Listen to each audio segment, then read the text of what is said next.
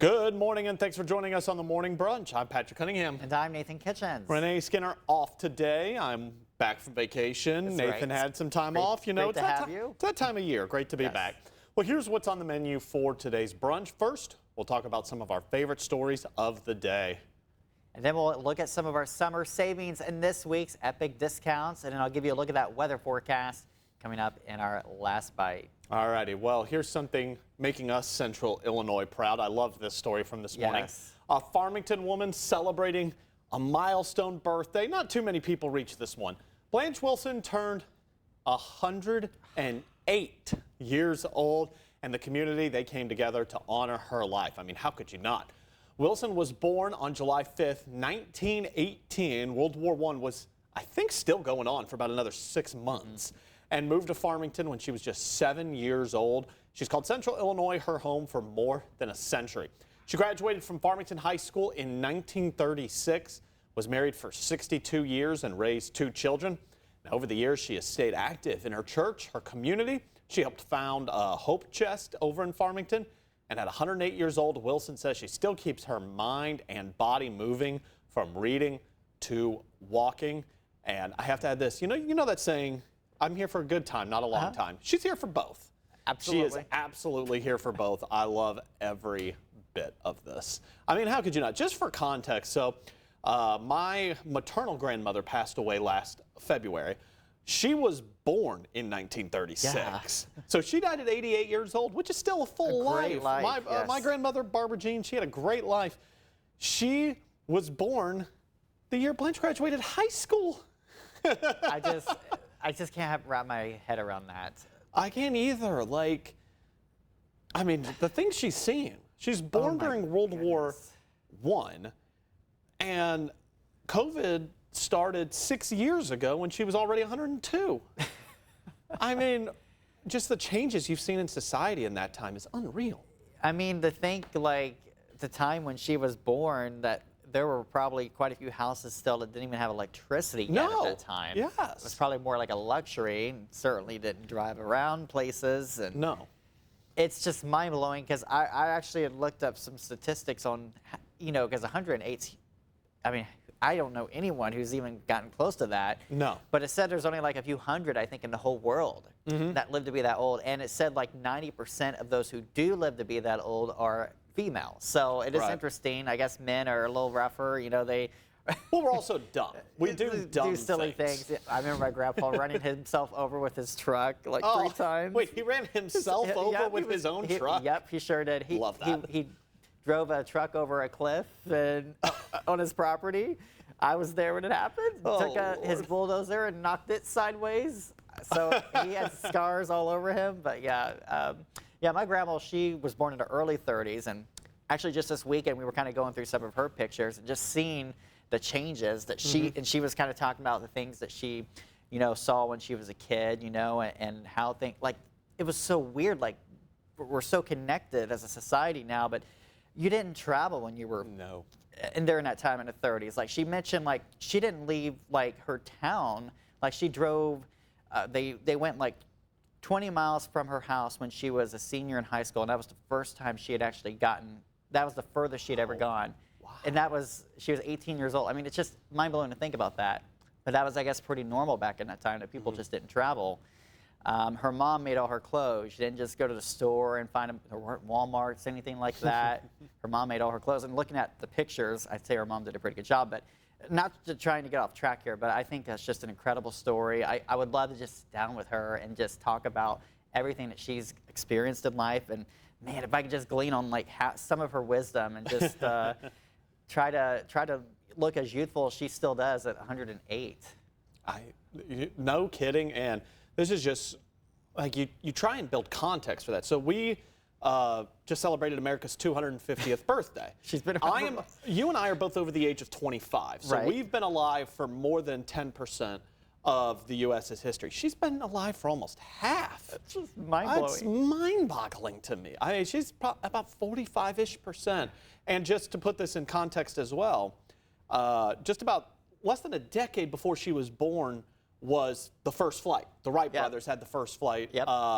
And then roughly the time that she was 50, was the moon landing. That happened in in roughly 60 to 65 years was the first flight to the moon landing, and she still had half her life to go after that. Yeah. That's incredible. It's an amazing story. I'm sure her family is really proud. I'm glad they had a big celebration. You have to celebrate when you get that old. Absolutely. It's funny because like my parents, they're getting a little bit older, and I'd mentioned my mom has a big milestone birthday this year, and she got really mad when I said we should have a big party. She said you don't celebrate. But I think once you get to the century mark, you do celebrate because not many people can reach that. So absolutely. Awesome story. On my plate today, we're going to talk a little bit more about the weather and how it's affecting farmers. The farmers across Peoria County have been dealing with the extreme heat, but the Peoria County Farm Bureau says that the weather may have actually helped the crops after weeks of heavy rain.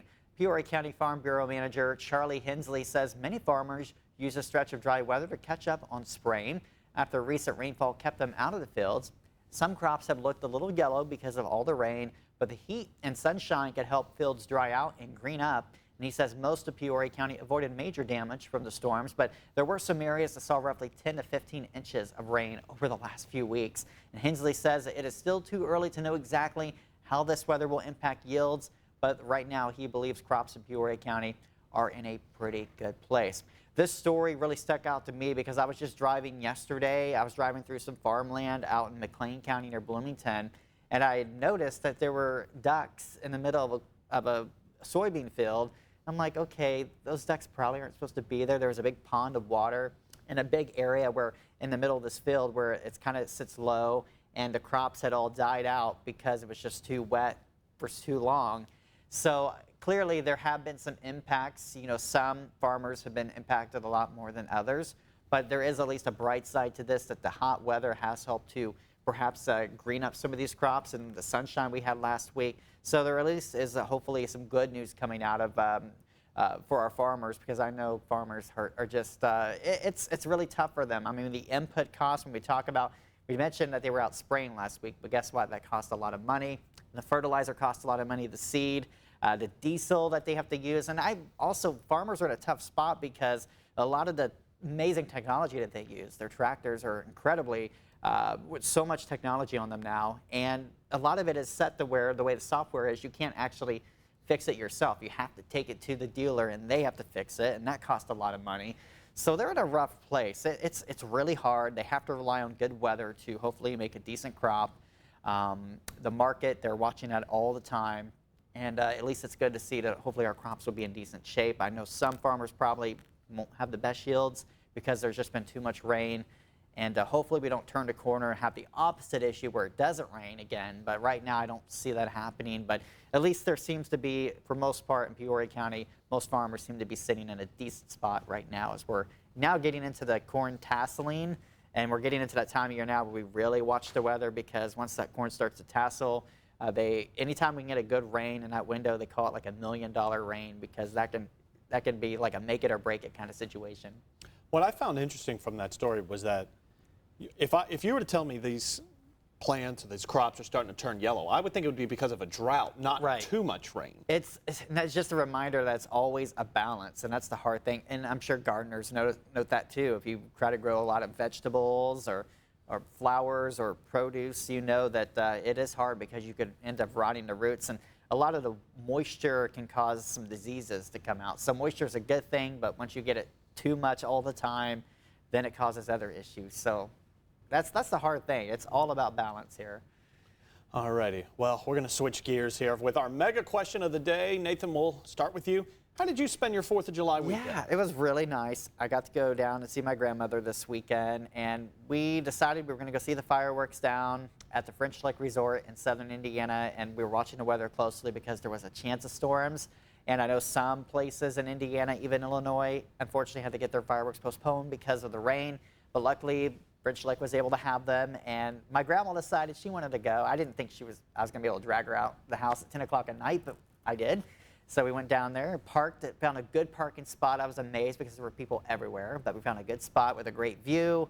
And the show went on for a good 30 minutes, and it was just spectacular. And the positive side here is because they're an hour ahead of Illinois. So once those fireworks were done, I got on my phone and watched a live stream of the Peoria fireworks here along the river, and it was just absolutely an incredible show. I know what people are talking about when they say that this is like the top 2% of the country here in Peoria, and the show was just absolutely magnificent. When I saw, even though I wasn't here in person, from afar, I was definitely taking note, like, wow, this is a big deal. And just something about the river and the way the fireworks reflect off that water, and then seeing that just huge cloud of smoke, it was just really cool. So yeah, it was a good 4th of July. I love that I can still make those memories with my grandmother and my family. So yeah, what about you? That's awesome. So for me, on Friday, I was actually flying back from a cruise with my future in-laws. So I spent all of Monday in airports across the United States. Fun. I started the day aboard a ship in Miami,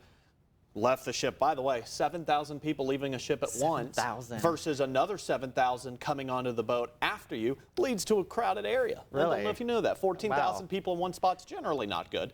But went to Miami Airport, caught a flight to Dallas, and then flew back here. That was Friday night. So Saturday was just trying to be chill because we had such a long week. Of course. And now that I'm on this shift, after 4 years of working weekends and reporting sports, I actually got to watch fireworks for the first time in half a decade. And it's really nice. My 4th of July is my middle brother's favorite holiday. Okay. And so whenever I see the fireworks, I was walking around my apartment complex at night, and I was in Northwest Normal, and because we're kind of out on the outskirts of town, you see about 4 or 5 different shows in each direction that you turn around. So I got to see a lot. Oh, yeah. And, you know, it just makes me think about family, and because now we're all grown and scattered around the country. Yeah. So you get to have those memories and think back to when you were a kid, and, you know, it was really nice. Oh, definitely, yeah. Vivid memories, me and my sister going out and watching fireworks every year. My parents never were a huge fan, but I remember just the oohs and the ahs. We were just so fascinated. All righty. Well, sounds like a great weekend for both of us. We'll have to ask Renee when she gets back here in a couple days. Absolutely. All right, we'll be right back.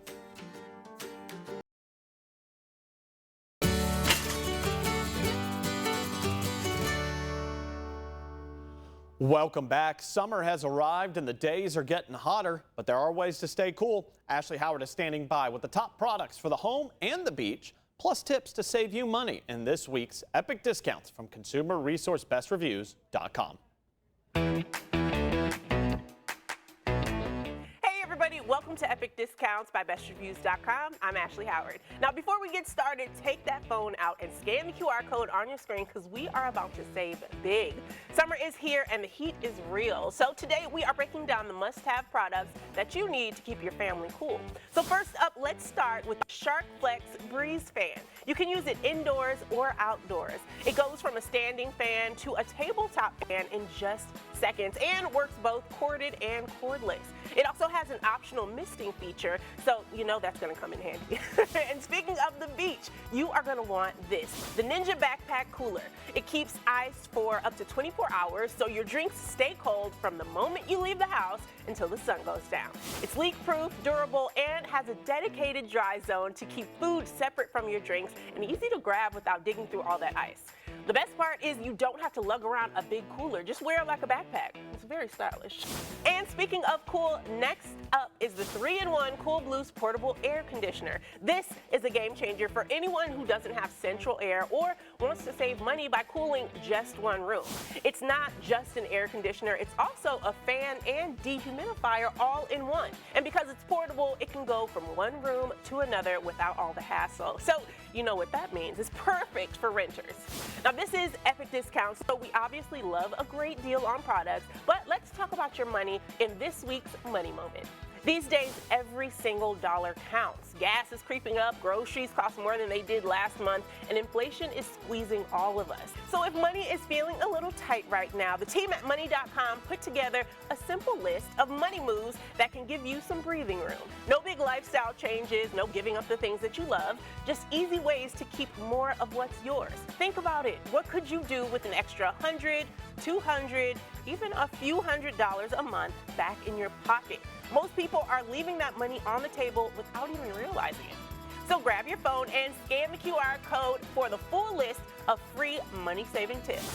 All right, now let's take one last look at today's products helping you save money. Head to epicdiscounts.com or scan the QR code to scan, shop, and save with Epic Discounts by Best Reviews.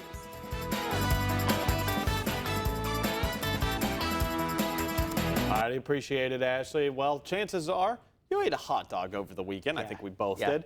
And neither of us are alone in that because Good. according to statistics, 150 million hot dogs are consumed on the 4th of July alone. That's enough hot dogs to span from Washington, D.C. to Los Angeles, not once, not twice, not 3 times, it's 5 times. But listen to this as well. During the summer, between Memorial Day and Labor Day, Americans will eat 7 billion hot dogs total. And that is why I love my country. There we go, exactly. I can't wrap my head around a statistic like that. From D.C. to Los Angeles, what, 5 times? 5 times. So that's there, back, back to there. On one day? Goodness gracious. Oh, man, I do love my hot dogs, though. Just can't get enough. I really like, growing up, we would do on the 4th of July the big fat red hot dogs, you know. If you can only find them at like some grocery stores, but those are like really, really good. Only have them on special occasions. Did you watch the hot dog eating contest? Joey Chestnut. I did not watch it this year. I usually gag trying to watch it. I try and watch it every single year. Joey Chestnut, I thought he would make it past 70 hot dogs this time, but he only made it to 66. Only 66. Only 66 in 10 minutes. Slacker. There's always next year, though. There is. Well, you might remember when people were dumping icy water on their heads. And let's see if we can move the prompter here. Sorry. And then nominating someone else to do it in the name of charity. Well, now you might start seeing those videos again. Sadly, this is because former NFL running back Chris Johnson revealed that he has ALS. And he says he's bringing back the Ice Bucket Challenge to raise money and awareness for ALS research. And his fellow running back, Marshawn Lynch, has already posted his. Yes, this is... Wow. This was very tragic to find out when I was on vacation last week, and even more so when he did it in his interview, and he can no longer speak. So this has progressed really fast in him. That's he brutal. was one of the greatest running backs of his generation. I think he's one of maybe 8 players who have over 2,000 rushing yards or 2,200 rushing yards, something like that, in a single season. Just very shocking because I hadn't heard much from him in his retirement. You know, some guys don't always, jump onto TV or anything like that. That's kind of what we expect. Yeah, they kind of live under the radar. Oftentimes, it's not what happens. They kind of live under the radar, go back to their communities, maybe get into coaching or business. And to see that not only has he been diagnosed, he can no longer talk, it's very sad. It's awful. It is wonderful, though, to see so many people, try to support such a wonderful charity. I remember when this thing got so big back, I don't remember why it did. It was around a time in 2013, I think. That was a huge thing, I remember. I did it. I know, it was all you saw on social media, everybody doing an ALS Bucket Challenge. But it's a way to kind of just bring people together and put our politics aside and all focus on one goal and trying to raise awareness for ALS and support this charity. So at least there's some good coming out of that. But. Well, and I think it was started about 2015 or 16, and it's actually one of the most successful social media campaigns of all time. A lot of times with trends, it's cool to do, but it never really goes anywhere. Right. This was not one of those cases a decade ago. It raised hundreds of millions of dollars towards research, and they made researchers made a ton of substantial progress in helping fight through with trials and with other, research. I don't know exactly what goes into that, but a lot of ALS researchers and doctors who treat this said that was one of the most positive social media trends of all time, and our prayers out to Chris, his family and friends. Hopefully, get that going again, and hopefully one day there's an end to that disease. Absolutely. At least we're making baby steps. Correct. Now, police in the UK didn't have much trouble finding the suspect they were searching for. Can we come and have a look? Has he been round here at all? Does this go all the way round? Oh no.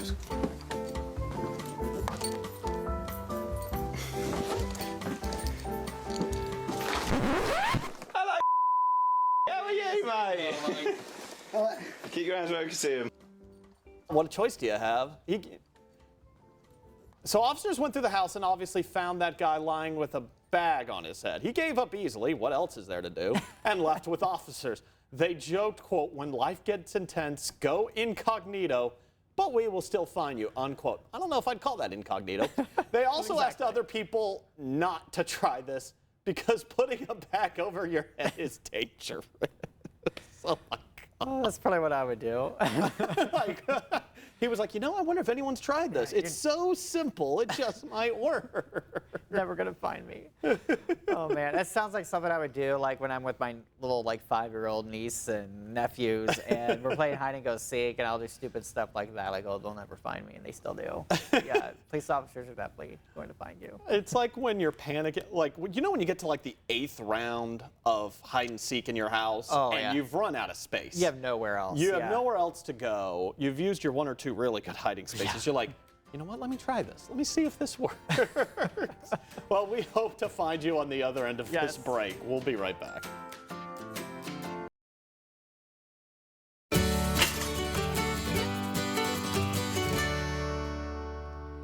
Welcome back to Morning Brunch. As we come to a close, here are your last bites. Of course, starting with that joke of the day. So, what do dentists call x-rays? I feel like we've had this one on the show in the Not past. while I've been on. What do dentists call x-rays?